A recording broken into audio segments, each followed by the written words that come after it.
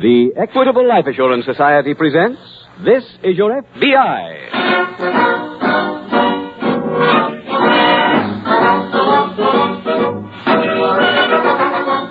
This is Your F.B.I., the official broadcast from the files of the Federal Bureau of Investigation. Presented as a public service by the Equitable Life Assurance Society of the United States and the Equitable Society's representative in your community.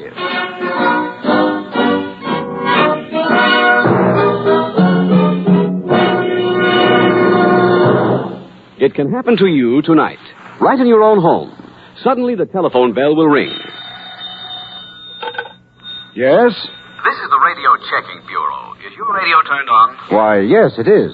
What program are you listening to, please? It's This Is Your F.B.I., just starting. Do you know who sponsors that program? Sure I do. It's the Equitable Life Assurance Society. I listened last week and heard about the Equitable Society's fact-finding chart for fathers and mothers. My Equitable Society representative brought me a copy. So naturally I know that This Is Your F.B.I. is sponsored by the Equitable Society. In about 15 minutes, I'll be back with full information about the Equitable Society's fact-finding chart for fathers and mothers.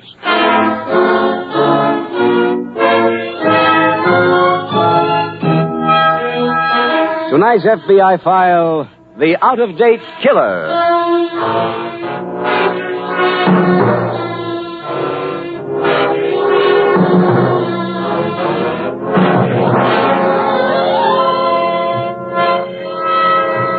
The citizens of America like to think that because there is no daily story of the exploits of a gun-crazy criminal like John Dillinger on the front pages of their morning newspapers, that the era of the gang has passed. Nothing could be further from the truth. There not only are gangs of criminals operating in almost every section of the United States today, but in many instances they are composed of the same gangsters who were operating during the Prohibition era. There is one difference between the gangster of the late 1920s and the top criminals of today. The current version is no fast-talking thug with a broken nose and a cauliflower ear.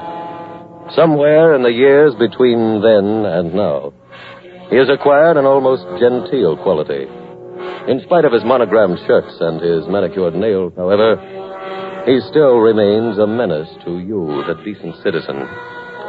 If through your law enforcement agencies, both local and federal, you do not wipe him out, then you, in turn, will be wiped out by him.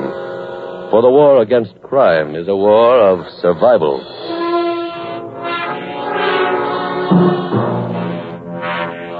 Tonight's file opens in a large Midwestern city. It is late afternoon as two men walk toward a room located in the rear of a bowling alley.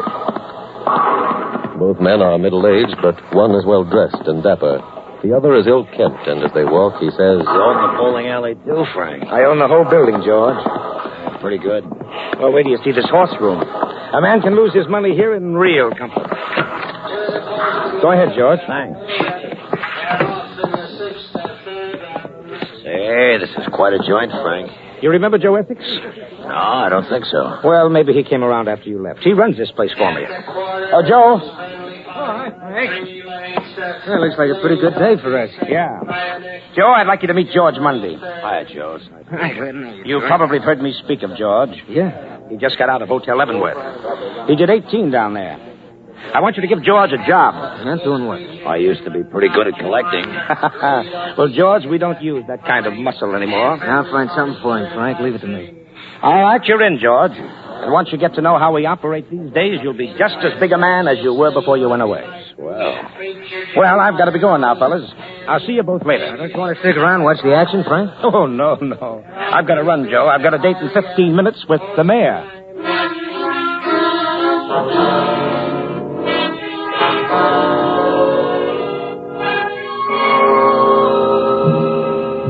The following afternoon, at the local FBI field office, Special Agent Jim Taylor is just entering the office of Agent in Charge Davis. You sent for me, sir? Yes, I'd like you to meet Lieutenant Jenkins. This is Special Agent Taylor. Hello, Lieutenant. Lieutenant Jenkins is a graduate of the FBI Academy. Oh, fine. Lieutenant, why don't you tell Taylor what you've been telling me? All right. Mr. Taylor, how much do you know about a man named Frank Adams? Oh, a lot of things I can't prove.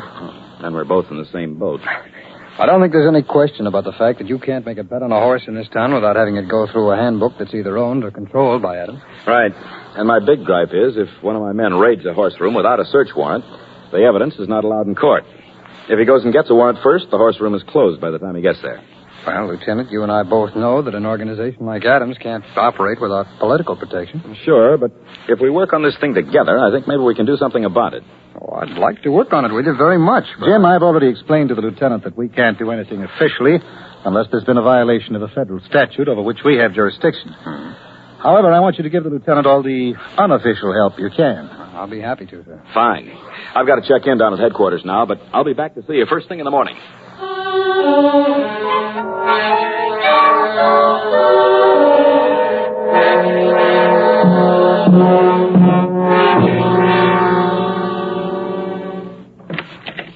Hi, Frank. Huh? Oh, hello, Joe. Your secretary said it was okay for me to poke my head in. Well, I'm glad you did. Come in, come in. Okay. A little slow at the horse room? No, but something's come up. I thought I should come over and spill it to you. Oh, what is it? You kind of handed me a hot potato when you gave me that guy George Mundy. How? 2 new buildings just went up over on 10th Street. He sent George over to see if he could handle the horse business for him. Well, how did he make out? Made out fine. He got the horse business. Well, then what's your complaint? He slobbed the elevator starter in one building, and the old guy who runs the newsstand in the other. I told him not to use any muscle. Yeah, he's got the cops on him, too. Huh? For what? I don't know.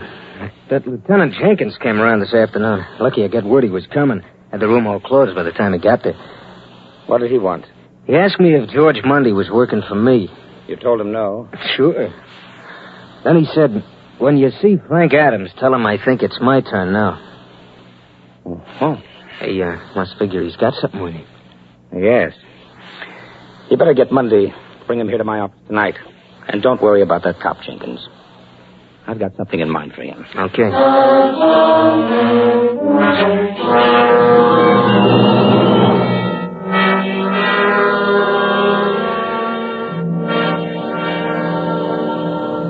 You busy, Taylor? Oh, hello, Lieutenant. I think I've got something on Frank Adams. Hey, that's great. What is it? An old man came to see me this afternoon down at headquarters. He runs the newsstand in that new building down at 10th and Olive. Oh?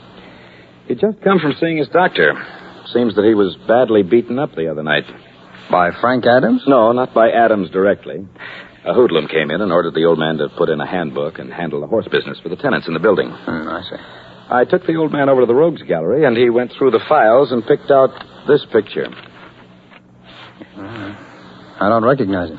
Who is he? His name is George Mundy. He just got back into town after serving 18 years. He used to be a good friend of Frank Adams back in the Prohibition days. Oh, well. I've got a warrant for Mundy's arrest, and I'm going out to pick him up now. I wish I could go with you. If Mundy does talk, I think maybe this time we'll be able to keep going and get an airtight case against Adams.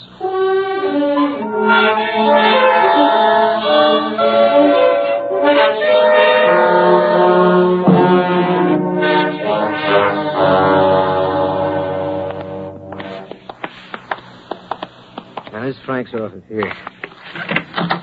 Frank? That you, Joe? Yeah. I'm back here in the conference room. Now, come on, George. George with you? Yeah. Well, come in, boys. Come in. Sit down, sit down. Okay, thanks. Cigar, George? No. You want one, Joe? Help yourself. Right. What's all this about, Frank? This meeting? Yeah. Well, I asked Joe to bring you up here so I could straighten out a couple of things for you. Yeah, like what? Well, the other day when you first came back, I tried to explain this whole operation to you. I understood then. No, I don't think you did, George. You're under the impression that we still work like we did in the old days. Look, why you all the time knocking the old days? We did pretty good then, didn't we? We do better now. We're all part of a team, George. No more muscle men, no more rugged individuals. If anybody in the organization needs a gun, he tells me what he wants it for. I give him one from that vault there. He checks it out like a book in the library. You see, George, we operate altogether different today. Now, take Frank, for instance. Instead of kipping up in a broken-down hotel room, he lives in a 20-acre house in the country. Like an estate. And look at his wardrobe. If you saw him on the street, you'd figure him for a banker or a businessman. Wait, what are you trying to prove here? George, remember Fred Bristol? Sure, he used to run policy slips. That was 18 years ago. He's not running policy slips now. He owns a brewery on the north side. And last year, he threw a $15,000 party when his daughter got married. The best people in town were there, George. You remember Charlie Snyder? Yeah, trigger man. He worked for me. He's not a trigger man anymore. Charlie controls every jukebox in town, and he lives on a big estate out near mine. Why, the place must have cost him better than $100,000. So everybody's doing good but me. Is that what you're trying to say? No, George. I'm trying to tell you that we're all doing good because we run our affairs in a businesslike way. We've got the best lawyers in town, the best tax experts, the best politicians. And they're all on our side. And you know why, George? We pay them off. In the old days, we used to sell protection. Now, we buy it. See? I see. But I don't go along with it. Look, George, we can't have you using muscle. I'll operate any way I want to. Not for us. Who needs you? 20 years ago, you worked for me. George, the meeting's over. Yeah, you're right, it is. Let me tell you one thing, Frank. Before I quit, you'll be working for me again. Working the old-fashioned way. My way. Joe? Yeah? George is in favor of using the old-fashioned way, so I think we ought to oblige him. What do you mean? Get a gun out of the vault and follow him.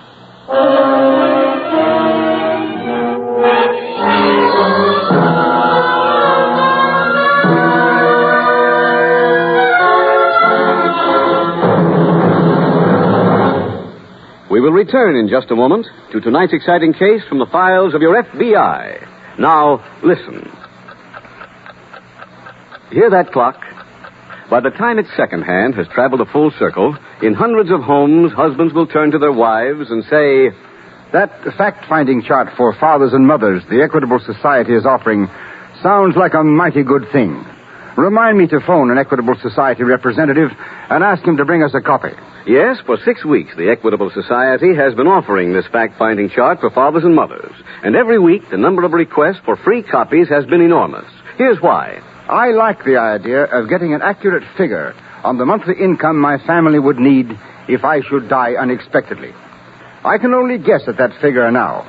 But once I know what it is, I can take steps to make sure that my wife and children will continue to live in comfort and security, no matter what happens to me. With the Equitable Society's fact-finding chart for fathers and mothers, you'll have that figure in no time at all. This chart is simplicity itself. You're guided every step of the way by easy-to-understand pictures. In 5 minutes, you'll know exactly how much money your family would need during the critical years until your youngest child finishes high school. So phone your Equitable Society representative and ask him to bring you a free copy of the fact-finding chart for fathers and mothers. Or send a postcard care of this ABC station to the Equitable Life Assurance Society. Your request will be forwarded to the nearest Equitable representative. Yes, if you truly love your children, you will not let another day tick away on the clock without sending for the fact-finding chart for fathers and mothers prepared for you by the Equitable Life Assurance Society of the United States.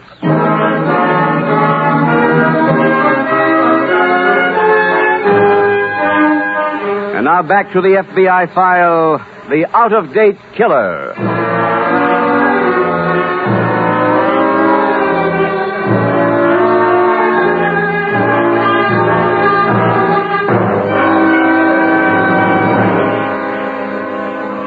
There are very few large American cities in which you cannot with comparative ease make a bet on a horse or buy a policy slip.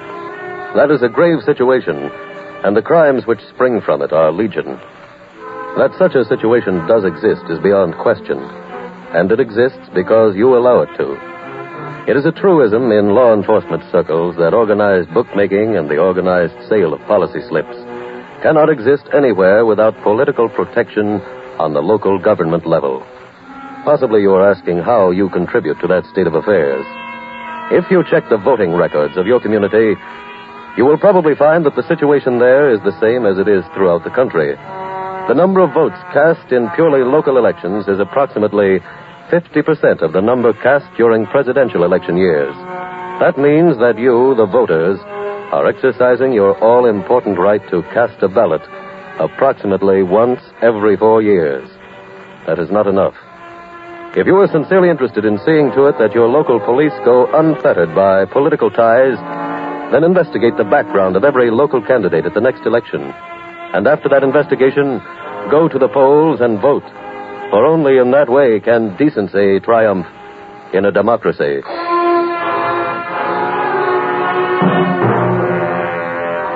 Tonight's file continues the following morning at the local F.B.I. field office. Mr. Davis, Lieutenant Jenkins was up to see me last night. He seems to be making some real progress. Oh, that's fine. He's going to arrest a man named George Mundy who was mixed up in Adams' bookmaking operations. Oh, I remember Monday. I was a special agent in this office when he was arrested. Oh? Well, this Mundy beat up an old man who runs the newsstand in the building at 10th and Olive. The old man has identified Mundy and is willing to testify against him. Yes, that's the most difficult part of the job, getting a decent citizen to go to court and testify. Pardon me. Certainly, sir. Agent in charge Davis speaking. Yes, Captain. I see. Yes. Mm-hmm. Yes, that does come under our jurisdiction. What's that? Why? I see. Oh. Yes, thanks for calling. Bye. Jim, that was police headquarters. There was a body found. It was riddled with bullets. They've just made the identification. No? Who was it, sir? George Mundy. Wow. He was in a stolen car that was parked on the inside boundaries in the national park, and that makes it a federal crime. Well, that's a tough break for Lieutenant Jenkins. Now he's got to start all over again. I'm afraid he won't get the chance. Lieutenant Jenkins has been suspended from the force. Well, why? When the police went through George Mundy's pockets, they found an envelope that had been torn open. On the face of it was typewritten, Lieutenant Robert Jenkins, $3,000. Well, he wouldn't take money from anybody. Well, I'd have said the same thing 10 minutes ago, but across the face of the envelope was Lieutenant Jenkins' signature.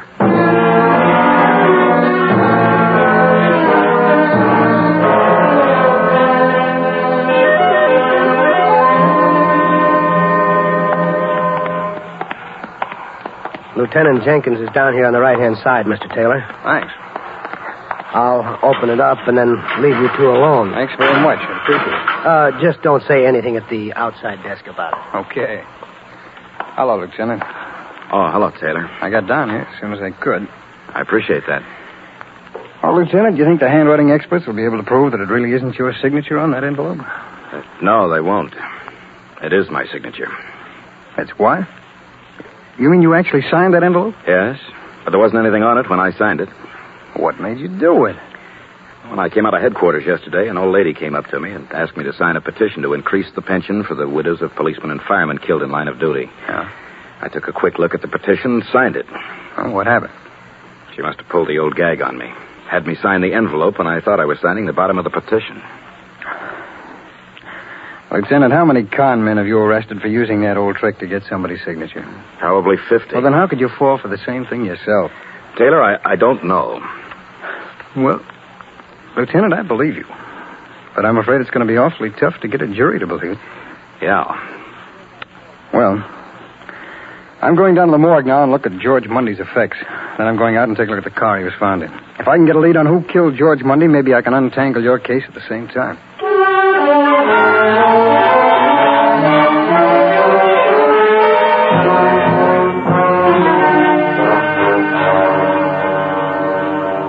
Sorry I'm late, sir. I've been up in the file room. Jim, I've just gotten a report back from Washington. Our friends at the paper wire-photoed pictures of those shells you found near George Mundy's body to the lab. I see. They checked through the unidentified ammunition file and found tentatively that the bullets which killed George Mundy were fired from the same gun that killed the policeman 2 years ago. Oh, where was that, sir? Well, there was a raid on a gambling house called the Club Dover. By the time the police arrived, the place was closed. Lieutenant Jenkins, who conducted that raid, sent one man around to check the back door. He's the one who was killed. Who owned this Club Dover? Well, it was owned by a corporation. Allegedly, it was Frank Adams' place, but the police could never prove that. Ah, I see. Lieutenant Jenkins told me that story the other day when he was up here by way of explaining why he was so anxious to get Adams. And now, instead of getting Adams, it looks as if Adams has gotten him. I was down to see him yesterday morning before I went out and found those cartridge cases. I see. He told me that an old lady got him to sign the envelope by making him think he was really signing a petition. Well. You know, if we could locate that old lady, sir, we might be able to corroborate that story. Pardon me. Certainly. Agent in charge Davis speaking. Yes, he's here. Just a minute. It's for you, Jim. Oh, thank you, sir. Hello.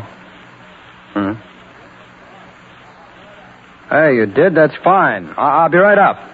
Yeah, thanks very much. Goodbye. We don't have to find that old lady now, sir. Oh? The lab just proved that Lieutenant Jenkins was telling the truth.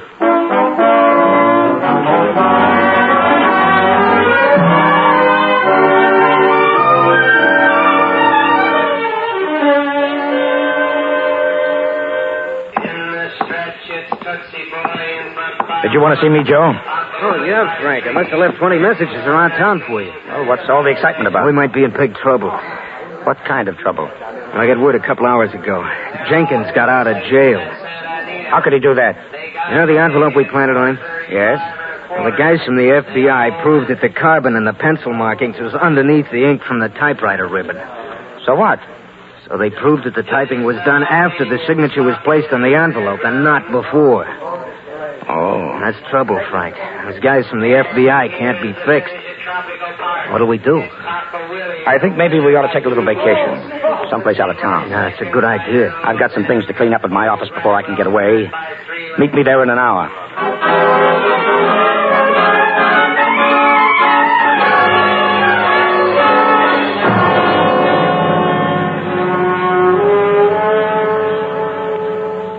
Well, Lieutenant, how does it feel to be a free man again? Taylor, I'll never be able to tell you how much I appreciate this. Don't tell me. Tell the technicians in the laboratory. They're the ones who did all the work. Wish they could help me get something on Adams. Maybe they have. What do you mean? The men at the lab in Washington found that the bullets that killed George Mundy were fired from the same gun that killed that policeman in the raid on the Club Dover 2 years ago. Well, that only tells us what we already know, that Adams was behind both murders. What it doesn't tell us is how we can prove it. One way is to find that gun. I've been trying for 2 years to do that. We may be getting closer now to where it is. We've got a crew of men out trying to piece together George Mundy's movements on the night of his murder. I see. Say, did you get to talk to Adams at all yesterday? Oh, yes. His alibi is airtight. It would be. He was in his office at 9 o'clock that night. He didn't leave the building until well after midnight. 3 cleaning women and 2 elevator men saw him. Mm-hmm. Now, that building is owned and operated by the security bank, so we've got to assume that those cleaning women and the elevator men are telling the truth. Yeah, I'm sure they are. And from the coroner's report, Lieutenant, we know that George Mundy died at approximately 11 o'clock that night. I never thought that Adams committed the murder himself, but if we could prove... Now, pardon me. Special Agent Taylor speaking. Yes, Keith. Hey, you have? At what time? Thanks very much, Keith. See you later.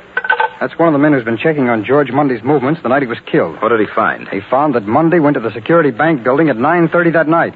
Come on, let's go over there.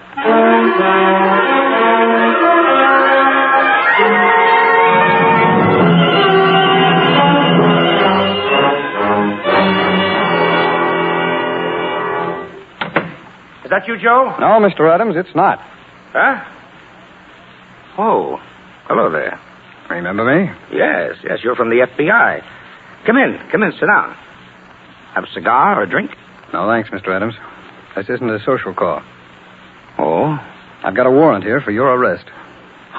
What, there must be some mistake. Well, here's the warrant. Would you like to read it? What's the charge? Murder. Now I know it's a mistake. You don't have to make any statement if you don't want to, Mr. Adams, but I should tell you that anything you do say will be used against you. I know that. Exactly who am I accused of killing? 2 people. The first is a policeman at the Club Dover 2 years ago. Now, that's ridiculous. Oh, why do you say that?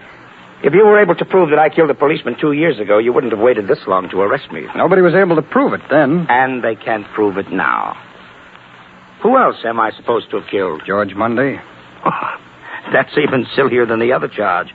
I found out about his death in the morning papers. You can tell all that to the United States Attorney, Mr. Adams. I will. I'm a legitimate businessman now, and I won't stand for any interference from some cop who's trying to make a reputation. I'll admit that during Prohibition I was mixed up in a lot of things that weren't quite legal. But the statute of limitations has run out on them. Taylor, I've got Joe Essex here. Good work, Lieutenant. Come on, Essex. Found him just entering the outer office. Anything on him? Yes, this gun. And unless I miss my guess, this is the .38 caliber Colt we've been looking for. Well, it ain't mine. Shut up. They can't prove anything. Oh, I don't think we need any confessions, Mr. Adams.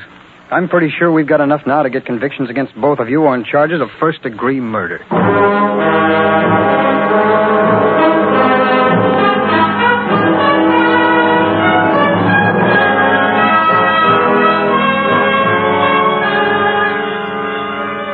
Frank Adams and Joe Essex were found guilty of murder on a government reservation and sentenced to be executed. Upon returning to the building in which Frank Adams had his office, Special Agent Taylor examined the book which all people entering or leaving the building after business hours must sign. He found that on the night of the murder, George Monday had visited the office of Mr. Adams and had left a half hour later, accompanied by Joe Essex.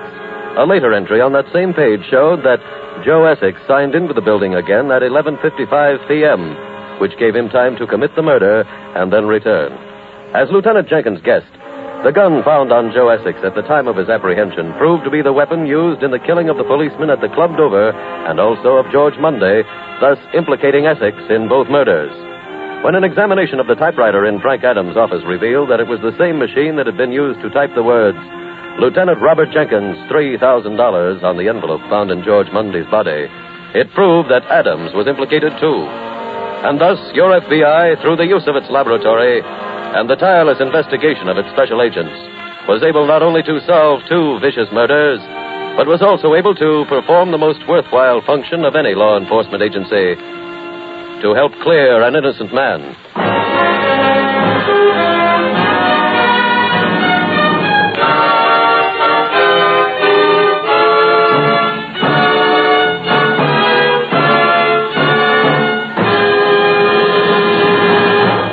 In just a moment, we will tell you about next week's case from the files of your F.B.I.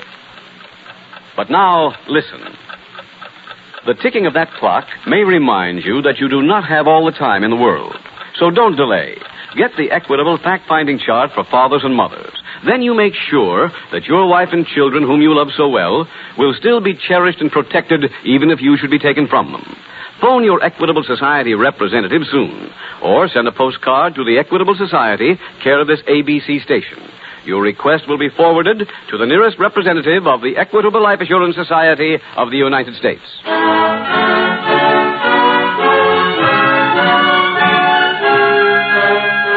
Next week, we will dramatize another case from the files of the Federal Bureau of Investigation. A case describing one of the most vicious crimes in the criminal's handbook.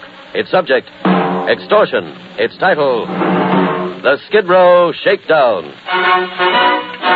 The incidents used in tonight's Equitable Life Assurance Society's broadcast are adapted from the files of the Federal Bureau of Investigation. However, all names used are fictitious, and any similarity thereof to the names of persons living or dead is accidental. Tonight, the music was composed and conducted by Frederick Steiner. The author was Jerry D. Lewis. Your narrator was William Woodson, and Special Agent Taylor was played by Stacy Harris. This Is Your F.B.I. is a Jerry Devine production. This is Larry Keating speaking for the Equitable Life Assurance Society of the United States and the Equitable Society's representative in your community, and inviting you to tune in again next week at this same time when the Equitable Life Assurance Society will bring you another thrilling story from the files of the Federal Bureau of Investigation, the Skid Row Shakedown on This Is Your F.B.I. This is ABC, the American Broadcasting Company.